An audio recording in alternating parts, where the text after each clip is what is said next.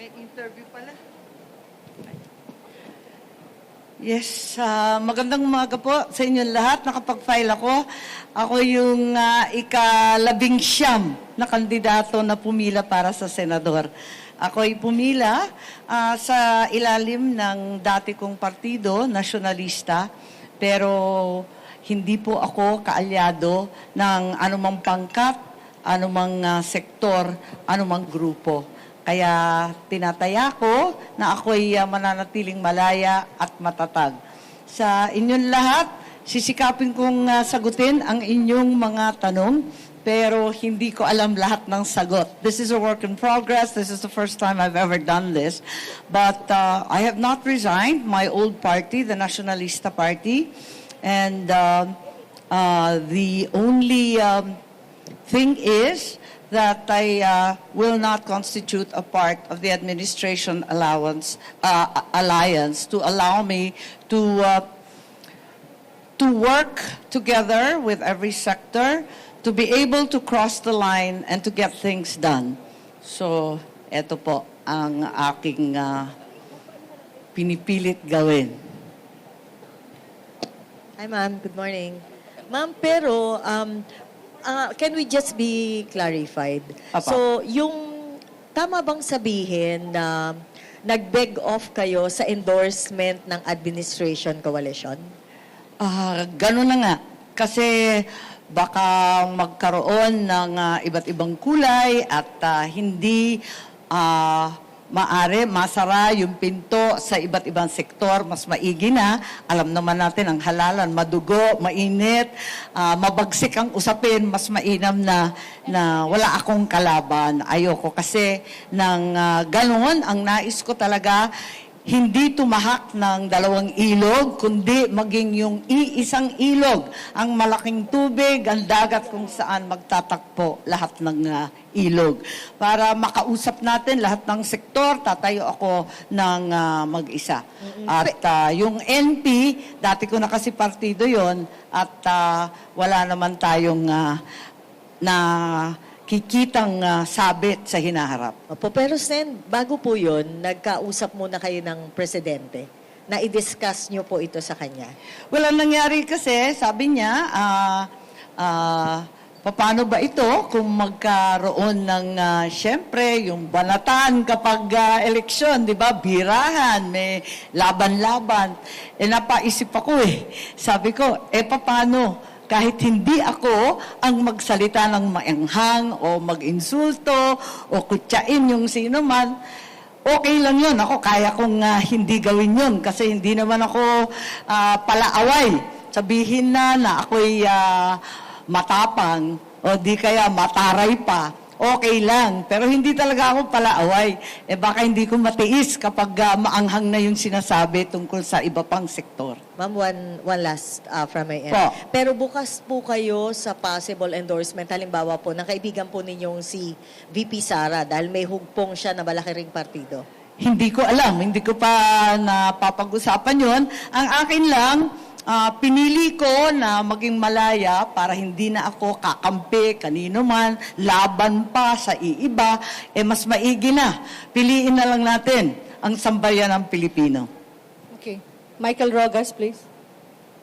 Ay ma'am, magandang umaga po. Michael Rogas po from Radyo Pilipinas. Ano po ang pakiramdam? Kasama po natin ang dating unang ginang sa pagpapile po ng ating Certificate of Candidacy. Yung nanay ko, excited. Hindi nakatulog yan. Alas 5, natulog. Biglang nariyan na. Alas 7, nasa simbahan na, nakikidasal. At inaasahan ko na talagang yung swerte at yung wisdom niya sa politika ay maibigay rin sa akin. Nabanggit na po kanina, sususugan ko lamang po yung naunang tanong about Vice President Sara. Kung sakaling magkaroon ng endorsement sa pagitan po ni VP Sara at sa inyo po, tatanggapin po ninyo, ma'am? Hindi natin alam. Ang hinihiling ko, yung endorsement ng lahat. Sana talagang tuloy-tuloy ang pagsusuporta at pagmamahal sa akin. Kanina, sa labas, napakainit. Pero nagdatingan yung iba't ibang panig mula sa Ilocos Norte, yung aking mga mayor. Pagkatapos dumating din yung mga IP namin, yung mga Tingyan, yung mga Igorot nariyan sa labas. Natutuwa naman ako dahil andyan yung endorsement ng iba't ibang senior citizen, yung ating mga TODA, yung ating mga young farmers at at kung sino-sino pa. Kasi sa pakiwari nila, kahit papano, may nagawa naman tayo. Higit sa lahat sa mga magsasaka, pagkat ako yung pasimuno doon sa pagmimigay ng mga titulo. Yung Agrarian Reform Condonation, yung bilyon-bilyon na utang na pasawala natin at nabigyan sa wakas ng individual titles ang ating mga magsasaka. Pero step 1 pa lang yan, kasi alam natin, may titulo nga, wala namang pera, wala namang pambili ng abono, wala namang pambili ng krudo. At dahil dito, tatakbo ako muli. Maraming hindi pa tapos. Andyan din sa labas, kasama ng mga seniors, yung ating mga PWD at saka senior citizens, yung PWD at saka yung solo parents, wala pong tulong talaga ang pamahalaan sa kanila. Kaya andyan sila kasi sabi ko, pagkatapos ng seniors, unahin muna natin yung lola at mahirap na. Abay, sumama sila. Kaya yan yung mga endorsement na talagang nag-aantig sa akin na tumakbo muli. Thank you so much, ma'am. Okay, may tanong pa po. Go ahead. Pakipass na lang, please. Thank you. Hi ma'am, good morning po. Amor from Newswatch Plus. Ma'am, to clarify, yun pong filing po ninyo ay under Nationalista Yes. Party pa din po. Oo. So, but you also said na parang tinatarget nyo pong maging independent. So, where does it start and where Hindi, does kasi it alam end? naman ninyo, nagkaroon ng mga alyansa. Di ba may isang alyansa, 5 partido. May isa pang alyansa na 2-3 partido.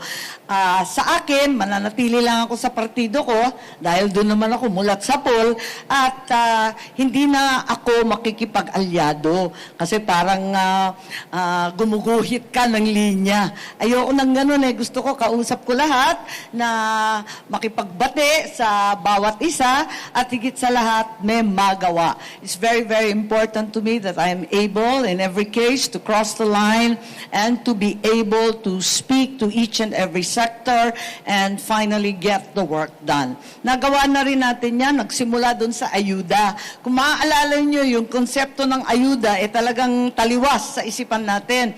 Pero nung panahon ng COVID-19, nangailangan talaga ng matindi ang lahat ng sambayanan. Kaya nagsimula tayo magbigay ng SAP 1, SAP 2, iba't ibang klase ng ayuda at pinalawak yung AIX. Ako noon yung chairperson at pasimuno noon under President Rodrigo Roa Duterte.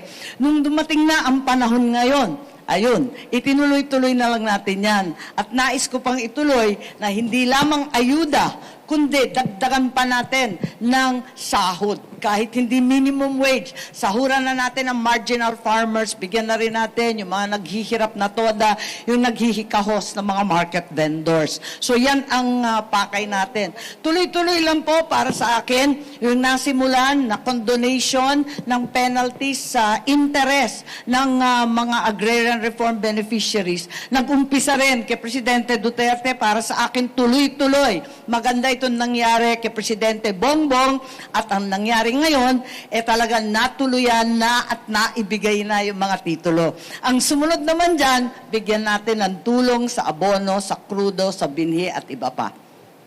Okay, next.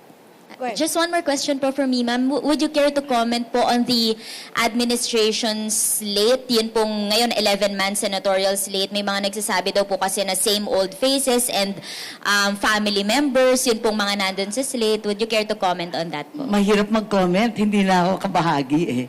Pero sabi naman ng aking kapatid, okay lang, naintindihan naman niya. Lagi naman ako pasaway nung bata pa kami. Kaya sabi ng kapatid ko, ayos lang, susuportahan pa rin ako. Ako naman, hindi naman kami kailanman nag-aaway, hindi naman kami nagsasagutan o nagkakainitan. Ang amin lamang, talagang ito paniwala ko na higit ako makakatulong sa kanya at hindi siya malalagay sa alanganin. Ganon din ang iba pang mga pangkat, baka mag-alangan sila sa akin at kung ano-ano pa maisip, mas maigi na wag nang mag-alyansa. Okay. Good morning, ma'am. Dwight De Leon po from Rappler. Some pre-election surveys are placing you on the bottom half of the Magic 12. Does this worry you? And what can you say about some observations that baka daw dahil hindi kayo makapili ng isang side between the fight between your family and the Duterte family? Ang aga-aga pa. para makinig sa survey. These are all so early. So tignan natin as this goes. Ako lang, kayod marino pa rin lang. Ganyan naman talaga yung ginagawa ko. So ikot lang ng ikot. Yung ikalawa mong tanong, yung nasagot ko na hindi ako namamangka sa dalawang ilog, kundi inaasahan ko na ako ang maging ilog kung saan nagtatakbo ang lahat ng tubig. Okay, thank you, ma'am. Thank you, ma'am. Time is Okay. 48 minutes. Time is up. Yes, Thank you, maraming Madam. salamat. Pasensya po. Time's up daw eh.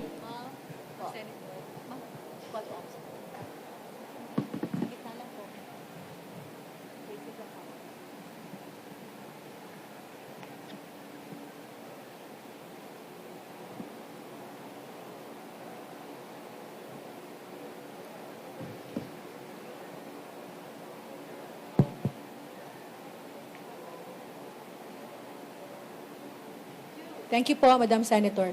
Ma'am, ito na po.